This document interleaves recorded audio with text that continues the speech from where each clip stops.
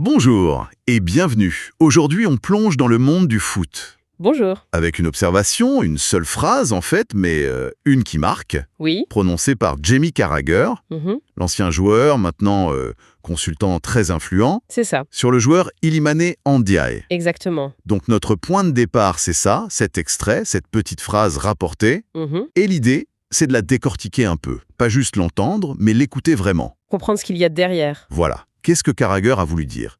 C'est quoi la substance derrière les mots? Oui. Quelle est la portée de cette remarque? Alors la voici, cette fameuse citation. Je l'ai vu jouer contre Manchester City il y a quelques semaines, Mhm. et il ressemblait à un joueur de City jouant pour Everton. Ah oui, c'est une formule assez... C'est une formule choc, hein, ça attire l'oreille directe. Oui, ça interpelle. Reprenons-la bien. Il ressemblait à un joueur de City jouant pour Everton. Hmm. C'est vraiment cette comparaison qui est fascinante. Oui, Surtout qu'il précise bien le contexte. Un match contre Manchester City. le gros morceau. Exactement. Qu'est-ce qui fait que cette phrase est si marquante? Pourquoi ne pas juste dire il a été très bon ou il a fait un super match?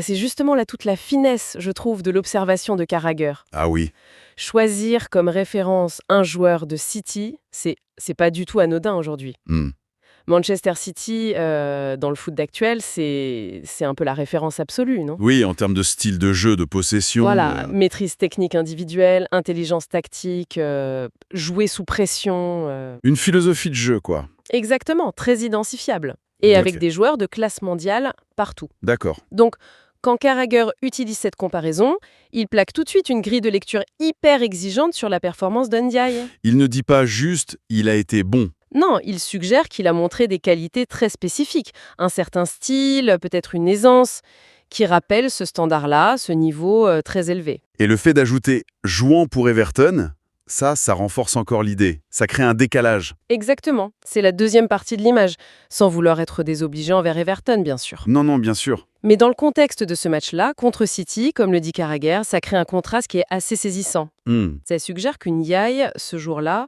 par sa performance, il évoluait dans un registre différent. Peut-être supérieur, ou en tout cas stylistiquement distinct de son équipe face à cet adversaire-là. Comme s'il était un peu hors contexte. Voilà, c'est un peu ça l'image. Un joueur qui non seulement brille, mais qui semble presque appartenir à l'équipe d'en face, celle qui domine. C'est vrai que l'image est forte. Et que ça vienne de Carragher lui-même, ça change la donne. Son avis a plus de poids. Ah oui, incontestablement. Carragher, c'est pas n'importe qui dans le foot anglais. Ancien capitaine de Liverpool. Légende de Liverpool, vainqueur de la Ligue des Champions, il a une expérience immense du très haut niveau. Et il est devenu un consultant respecté. Très respecté, souvent très pertinent dans ses analyses tactiques. Donc, quand il sort une phrase comme ça, aussi imagée, aussi forte, Ça fait écho. ça fait écho, c'est repris, c'est commenté. Son jugement a une résonance particulière. C'est pas juste une opinion en l'air, quoi. Non. C'est perçu comme l'avis d'un expert qui sait de quoi il parle. Ça donne un poids considérable à cette observation, même si ça reste subjectif, évidemment. Bien sûr. Ok. Donc on a image forte, contraste, source crédible. Revenons à cette idée ressembler à un joueur de City. Hmm. Là, on peut peut-être creuser un peu. Qu'est-ce que ça veut dire concrètement sur le terrain? On est dans l'interprétation, là. On est que la phrase. Oui, tout à fait. Mais qu'est-ce qu'aurait pu lui donner cette impression? C'est une excellente question, parce que joueur de City, ça peut vouloir dire plusieurs choses. Oui. Si on se base juste sur l'analogie de Carragher, on peut faire des hypothèses. Est-ce que c'était l'aisance technique sous pression? Ah oui, typique de City, ça. Exactement. Les joueurs de City, ils sont connus pour garder le ballon dans des petits espaces, à résister au pressing. Peut-être que Ndiaye a montré cette sérénité, cette qualité de dribble ou de passe ou... Ou alors, l'intelligence de jeu, les déplacements, la vision. C'est une autre piste, oui. Le jeu de City, c'est beaucoup de mouvements intelligents, créer des espaces, les utiliser. Compréhension tactique. Voilà. Est-ce que Carragher a vu Ndiaye bouger entre les lignes de façon très juste? Est-ce qu'il a montré une vision du jeu qui a cassé des lignes, un peu comme les milieux créatifs de City? Ou la prise de décision rapide dans les zones clés. Ça aussi. La capacité à choisir la bonne option vite et bien. La citation ne dit pas laquelle de ces qualités c'était, mais elle ouvre la porte à tout ça. Elle suggère un niveau de raffinement dans son jeu ce jour-là. C'est intéressant comme une seule comparaison peut finalement toucher à plein d'aspects du jeu. Oui, On imagine bien Carragher devant son écran et hop, cette pensée qui lui vient, tiens, lui, il a un truc. Il détonne. Il a la touche City. c'est ça. Une reconnaissance presque instinctive de certaines qualités. Oui, Et le faire contre Manchester City, c'est ça qui rend l'observation encore plus forte. parce que c'est plus dur de briller contre eux. Bah oui, réussir à donner cette impression face à une équipe qui en général a le ballon 70% du temps, qui impose son rythme, c'est déjà une performance. Hmm. Briller quand ton équipe est probablement dominée, quand tu as moins d'occasions de te montrer et que la pression défensive est énorme, ça met vraiment en valeur la qualité individuelle. Est-ce que ça suggère aussi peut-être une certaine force mentale de tenir tête stylistiquement à une telle machine? Indirectement, on peut le lire comme ça, oui. Donner l'impression de ressembler aux joueurs adverses dominants, ça implique une certaine confiance en soi. Ne pas être écrasé par l'enjeu ou l'adversaire. Exactement. Ne pas être submergé. Ça suggère une personnalité capable de s'exprimer même dans un contexte très difficile. Et c'est ce contraste qui est au cœur de l'éloge, je crois. Oui, L'éclat individuel qui non seulement se voit, mais qui en plus renvoie à l'excellence de l'adversaire. ok, on décortique. On a compris la force de l'image, le contexte, l'auteur. Mais cette phrase, même si elle est ponctuelle, comme vous dites, est-ce qu'elle ne plante pas une petite graine quand même dans la tête des gens? Est-ce qu'elle ne commence pas à façonner une image du joueur, un potentiel, même si Carragher dit bien « je l'ai vu il y a quelques semaines ». C'est là qu'il faut vraiment être prudent. Et la nuance, elle est dans la phrase de Carragher, justement. Ah bon? Il utilise le passé. Il ressemblait. Pas il ressemble où il est. D'accord. Et il situe dans le temps. Il y a quelques semaines. Il ne fait pas une affirmation générale, définitive sur le niveau du joueur.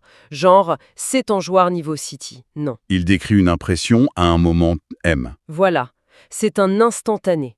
Une photographie très flatteuse d'une performance à un instant T. D'accord. Et ça nous rappelle un truc essentiel dans l'évaluation des sportifs, la différence entre une perf exceptionnelle isolée. Et la régularité? Exactement. La régularité sur le long terme. Un joueur peut être incroyable sur 90 minutes ou même sur quelques matchs, Oui, sans forcément tenir ce niveau toute une saison. c'est vrai, on a tous des exemples en tête. Des joueurs qui ont eu leur moment de gloire intense. Mais bref, mais est-ce que ce genre de petite phrase, venant de Carragher, ça ne peut pas quand même influencer la perception générale? Au-delà de ce seul match? Ah, mais complètement. C'est là qu'on touche au pouvoir des médias, à l'influence des consultants stars. Une phrase aussi bien tournée, aussi marquante, qui vient d'une voix aussi respectée, ça peut rester, ça peut coller à un joueur. Créer une attente. Créer une attente, oui. Focaliser l'attention sur lui pour les matchs suivants. Ça peut même, qui sait, influencer comment il est vu par d'autres clubs, des recruteurs. L'effet boule de neige. C'est un peu ça. C'est la force d'un bon mot dans le grand cirque médiatique du sport. Et ça soulève une question intéressante, je trouve, sur comment se construit la réputation d'un joueur. C'est-à-dire? Quelle est la part de l'analyse froide, des stats, des performances répétées, et quelle est la part de ces moments forts, de ces highlights commentés, relayés? Ah oui. La remarque de Carragher, c'est un exemple parfait de ce deuxième phénomène. C'est un témoignage puissant sur un moment précis qui pourrait avoir une vie propre, bien au-delà. C'est fascinant comme dynamique. Une observation ponctuelle, mais très forte, qui peut colorer l'image durablement. Oui. Mais attention, revenons à la prudence que vous disiez. Est-ce qu'on ne risque pas, nous, là, en analysant autant cette phrase, de lui donner plus de poids qu'elle n'en a, ou plus que Carragher ne voulait lui en donner? Il a peut-être juste voulu faire une jolie formule. C'est un risque, oui.